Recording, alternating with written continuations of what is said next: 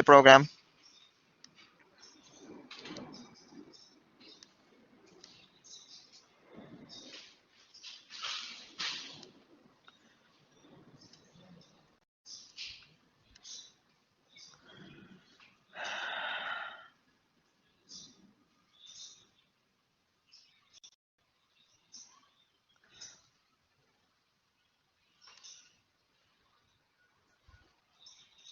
Okay, so this was the practice with me exercises, so I'm going to edit this. So first of all, here at the top, this is a blog comment that you folks can see my screen right now? Just making sure? Okay.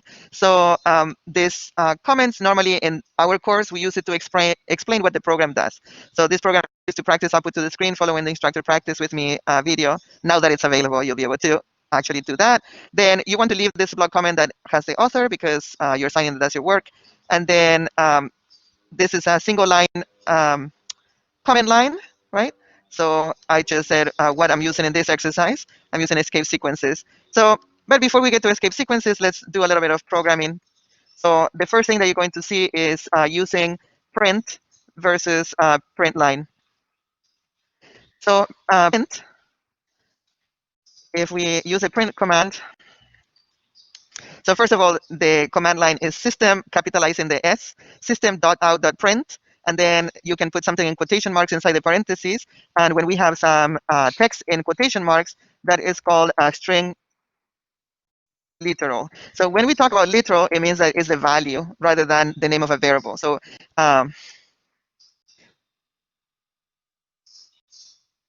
so a value, a string literal will be something in quotation marks, such as hello, comma, and then I can have another print statement.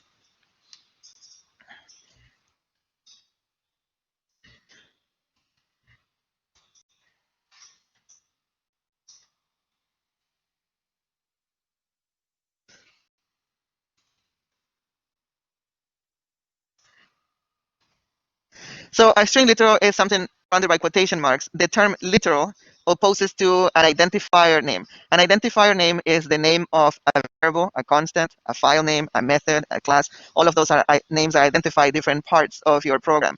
So if I wanted hello to be a variable, I would have something like a string variable, MSG, and I would say that I'm going to have hello with a comma inside, and we need to end with a semicolon.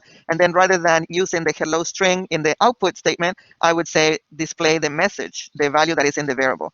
So string message, hello, semicolon. What is it not liking? Huh?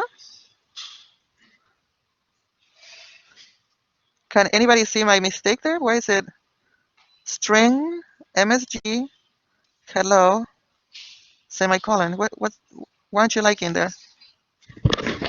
Okay. Equal sign. Oh, the equal sign. Yes, thank you. Good job. We have to talk sign language in the classroom because we can understand each other. All right, thank you. The string name message is holding the literal hello, comma, space. So when we reference that variable by using the identifier name, it's going to be replaced with hello, comma, space. So that's the difference between a string literal and an identifier name. So MSG is the name of a variable, so it's an identifier name, and hello in quotation marks is a string literal. So I should move this comment to the next line because now I'm using an identifier name. Okay, so short program has an identifier name and then two string literals in output statements. And the output statements are using the method name print. So print keeps the cursor on the same line after the item is displayed. So it's going to display hello, comma, space. Today is dot, dot, Monday, dot, dot, dot, all on the same line. And normally it's a good idea to send the cursor to the next line at the end. So the NetBeans messages do not conflict with our own work. So, but we'll see what happens. So every time that we create a new, we edit it, it's a good habit to just build it first.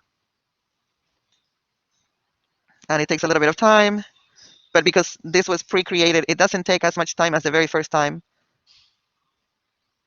I truly do not like the way NetBeans is working in version 12.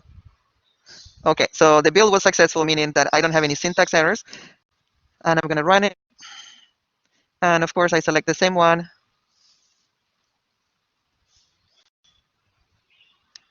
Okay, so it doesn't conflict. In the older versions of NetBeans, this hyphen lines would have been on the same line as Monday. So notice that in my code, I have, in my program, I have 4 lines of code. The first one is a variable name. I have 3 output. So if I were to put messages saying what I'm doing in each section, so this would be the uh, variable declaration. To initialize a variable is to give it a starting value. Those 3 print statements are the output section of the program. So this, out of the 4 possible steps of the basic algorithm: declaring variables and initializing them, getting input or getting values or getting input, processing the input, and providing output, we just have 2 out of those 4. We have the variable declaration and the output. So notice that I have 3 output statements: 1, 2, and 3, but output is happening in one line because I have used print rather than print line. If I change, let's say, the second to print line, then it's going to print hello, then the cursor stays. So today is going to be on the same line. After today is, the cursor goes to the next line, and in the next line we see Monday. So I'm going to run this, which compiles it first, so we don't really have to go through the 2 steps. And we scroll it up a little bit and see, now we see hello, today is. So print line prints, and the cursor goes to the next line after the output. So today is printed, and the cursor goes to the next line. For that reason, Monday is in the next line. If I wanted to have a blank line, I didn't give you this in the practice with me.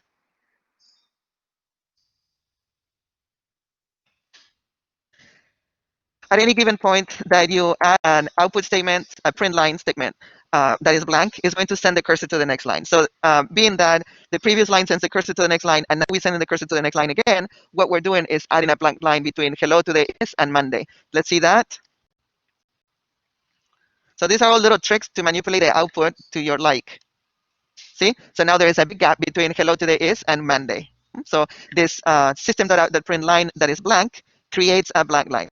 Now, there are other ways in which we can insert blank lines, and that is by in what is called an escape sequence. So that's a whole part of the practice for today, escape sequence. So if we, between today and the word is, I put \n, \n is \n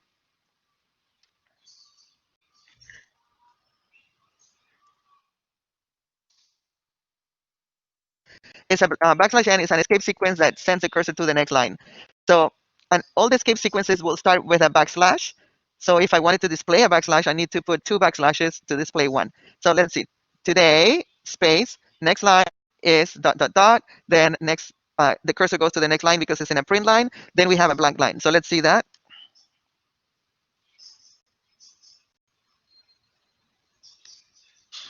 Okay, so notice hello, comma, blank, today is today, and then go to the next line, and there is a space in front of is. Because of this space in front of is here, between the \n and the is, there is a space. So all the little characters that we enter in a string literal will be displayed in the output screen. Okay, so let's say that our message is going to be to the hello, today is. So I no longer want this output. And rather than saying Monday, we're going to have another variable for the day. So now instead of saying Monday here, we're going to say day. What is the beauty of that? When we meet again on Wednesday, I don't have to change my code. I just change the value here, and I would change it to Wednesday here. Okay.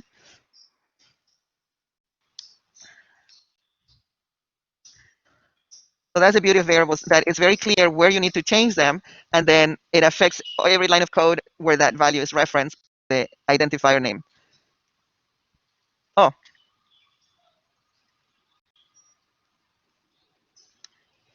okay. So here we have hello, today is, and Wednesday in the next line.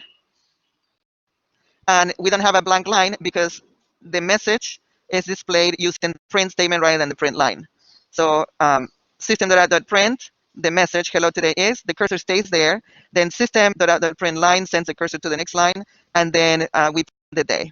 Now, if I wanted to just use one statement, we could do that. So we could say display the message plus the day, and that's going to say in one line, hello, today is Wednesday. So we're adding together the two string literals. So when we're dealing with string, if we use the plus, that is called the concatenator. So the plus,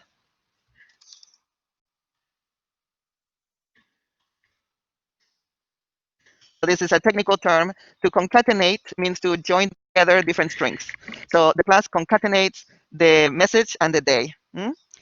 So if we wanted to send the cursor to the next line, but to have hello today is and the day on the next line, then I would have to concatenate a backslash n that sends the cursor to the next line. Now you notice Java is not liking this backslash n isolated by right there between the pluses. The reason for that is that the backslash n is a sequence of characters. It's not a variable name. So a sequence of characters needs to be in a string literal. So it's going to need quotation mark around backslash n. And now Java likes it. NetBeans doesn't yell at me anymore. So now we're going to have hello today is, go to the next line by use of the escape sequence and display the weekday.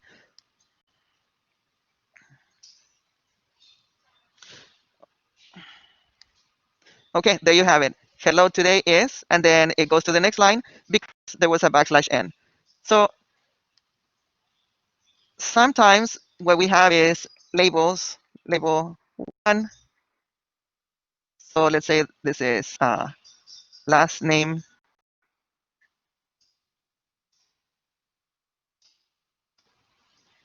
label, oops. Variable names, they normally start with lowercase letters, and we can use digits, but not at the beginning.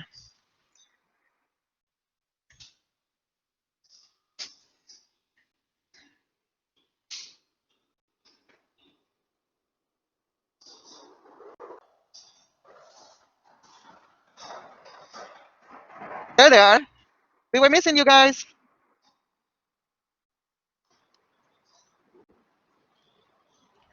So we can display the labels.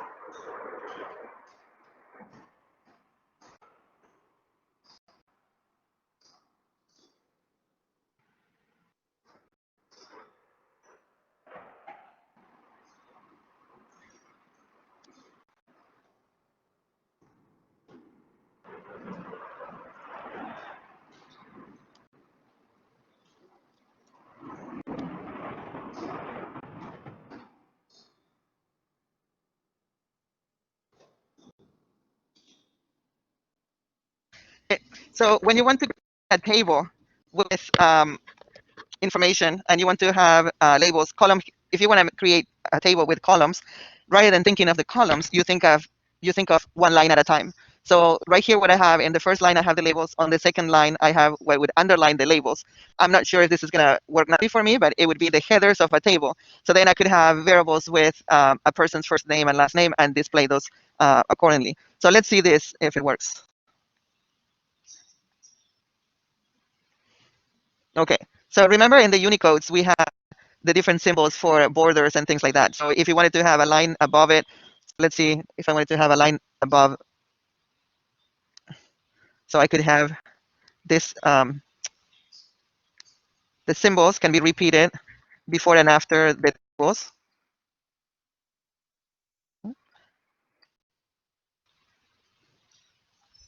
So it kind of looks like the separations that they're having here with the hyphens, right? So rather than hyphens, I have the equal signs. And notice how that is kind of look like an archaic table. So then you could have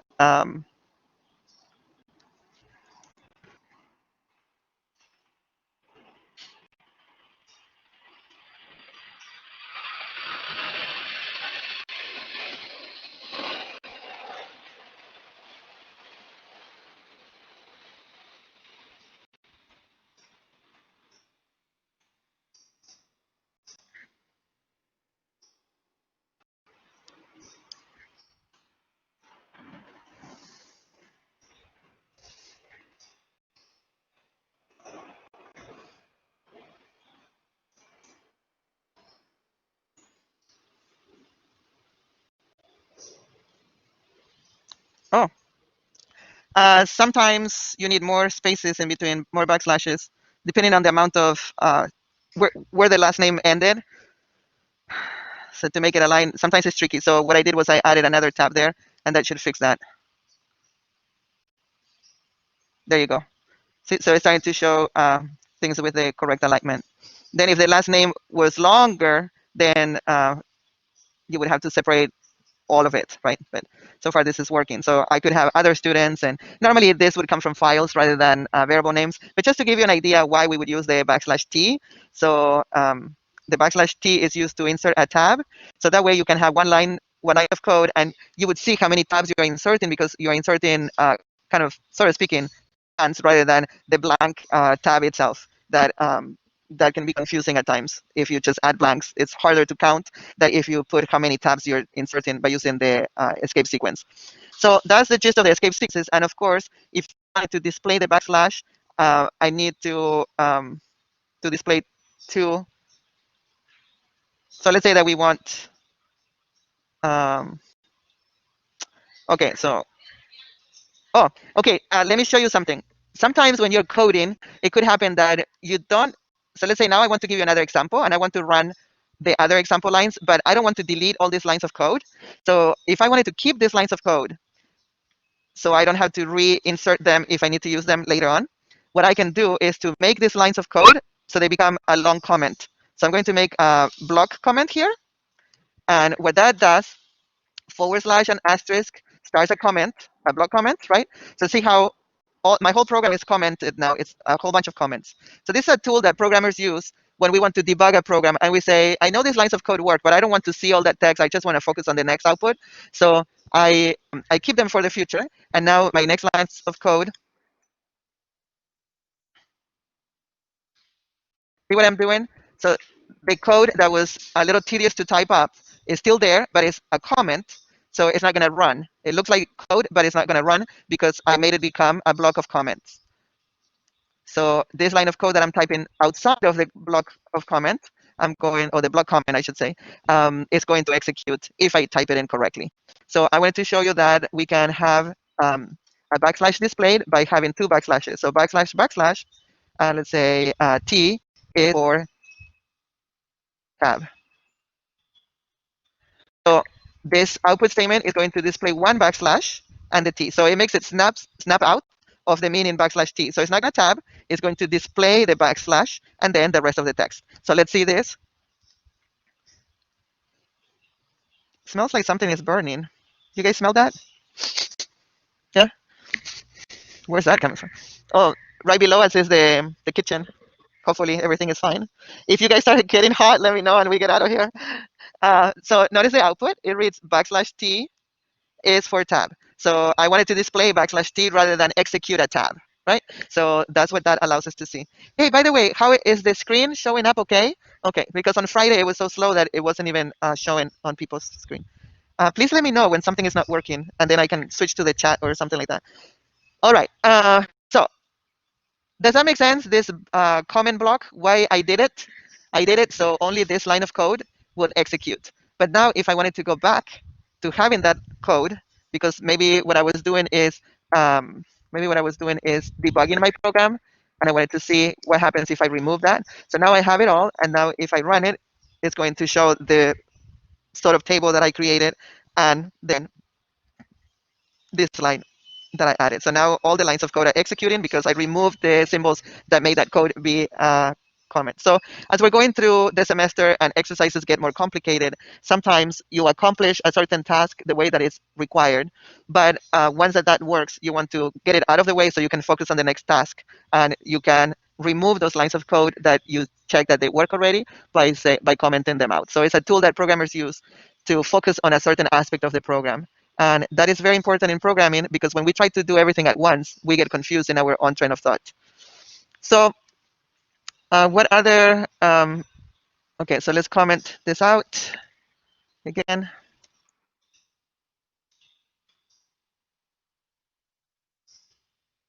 Oh, sorry, here. Backwards, Gabby, backwards. There you go. Okay, so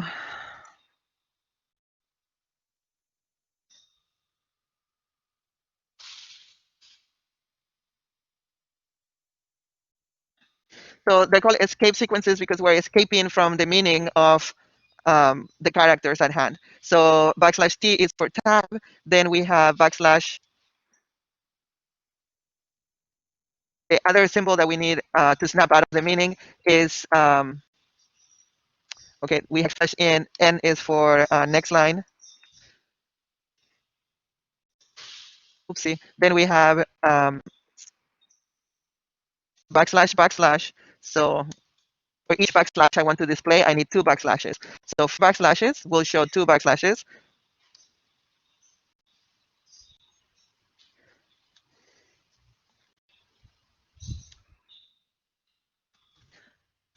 And then we have for quotation marks, because quotation mark is the beginning or the end of a string literal. When we want to make it snap out of the meaning of quotation mark, we need to put a backslash in front. And the same thing for the single quote, because the single quote, if you put it inside a string, it's going to work. But because the single quote represents the character literal, then we need to put it in backslash. I think those are the four that I give you in the lab. And they are on the textbook.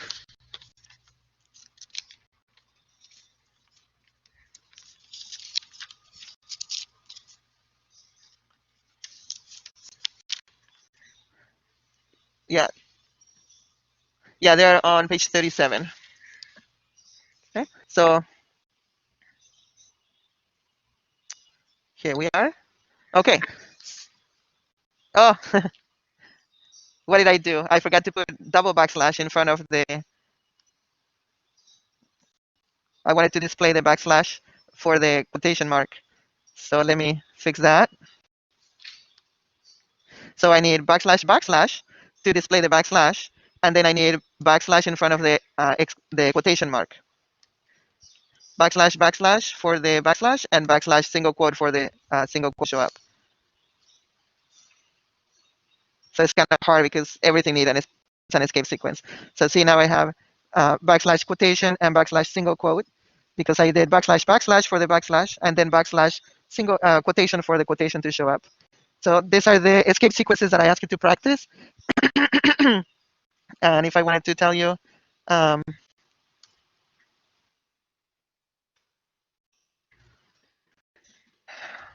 shoot, table 2-1 on page 31 of our book.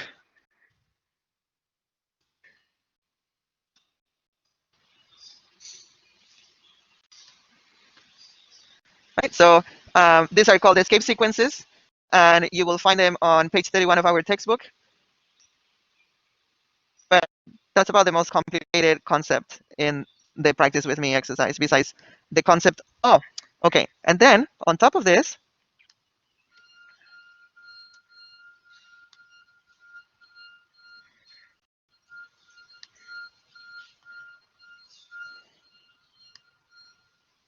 okay, so we already saw how the plus works to concatenate strings. Now, let's see what and see if we have integer variables. Integer means that these are numbers without decimal places. So let's call it grade 1 equals 100, and integer grade 2 equals 70 semicolon. So we learned that if we do something like, oh shit, oh, I'm recording myself.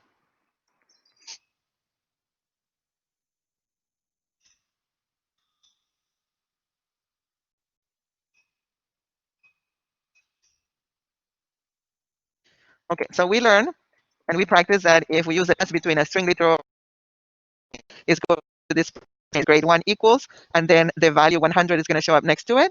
And if I do that, this is why it's a good idea to use some kind of style for your names. So then you can just copy paste and change the name by just changing that number. So if I do this, we understand that we're going to see the label grade 1 or grade 2, and then the numeric value of grade 1 and the numeric value of grade 2. So we're going to see 100 on the first line and 70 on the second line. And we are concatenating, even though we have an integer, because we have a string because we have a string literal followed by an integer, is going to concatenate it. So we see the two values. Likewise, if we just have the number by itself. So if we have no label and we say display grade 1, it's going to display grade 1 and grade 2, one below the other, because we have independent print line statements and each one is in a different line. So we see the 100 and we see the 70. Okay, no problem there. No problem if we want to say, okay, rather than having two lines, I want to have one line of code. So I'm going to put the \n, oh, sorry, \n and the plus, and then the grade 2. So we know that \n sends the cursor to the next line, so no problem. It's going to work nicely. So the concatenator is going to work nice for us. So the plus symbol will concatenate the text. So we have the 100, it goes to the next line because of the \n, and then we see 70. No problem there. Okay, now, what if I wanted the two next to each other? So let's say I want grade 1 plus grade 2 like that. So this is going to give us a problem because they're both numeric data types. Then Java thinks that we want to add them together. So rather than seeing the 100 next to the 70, we are adding together. So it's doing this one, rather than concatenate, it adds the values. Because we're working with integers, then the plus takes the meaning of the mathematical operation. So that's a concern. We have numeric data types. So if we wanted to have the 100 and the 70 next to each other without a space, I would do something similar to the \t, but rather than having a backslash or anything, we just put an empty string there, and we're going to see the 100 right next to the 70. So we make it snap out of adding the values together by having some text, even though the text is blank.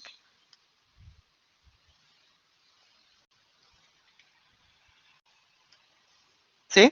So it looks goofy because we read it as 10,070 rather than 170.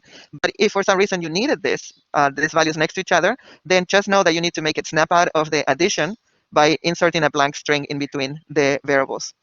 Now, something that is odd. So char stands for character, and it's a single letter, a single digit, or a single symbol. Okay, so we cannot have char 100, but we can have char 1 or char 0. So one digit could be a char. Okay, now if we have these two letter grades, we may think it's similar to strings, right? It's very similar to strings. It uses a single quote around. Char means that it's a character, and we would expect to see AB, right? A next to B. When we run it, we are not going to see AB. We see a number, and the number is 131. If you remember, the code of A is 65. The code of B is 66. So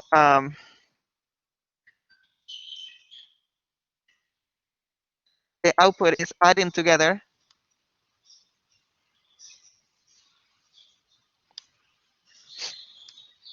Yeah. So this output is adding the value of the codes when you're dealing with characters. So we have to be careful about this. So if you remember, if I go to the ASCII code table, which now I remember, I forgot to share with you this link. So you see here the codes, the code for A is 65, and of course the code for B is 66. So 60 and 60 is 120. 5 plus 6 is 11. So 120 plus 11, 131. And when we look at 131 is the addition of 65 and 66. So that's another intricacy that I walk you through in that video, and it's something that we need to be careful about. So it's good to practice this in isolation of processing different things, because sometimes we may think that the problem is somewhere else. So it's good to, that's why we practice output before anything else. Does anybody have any questions about anything?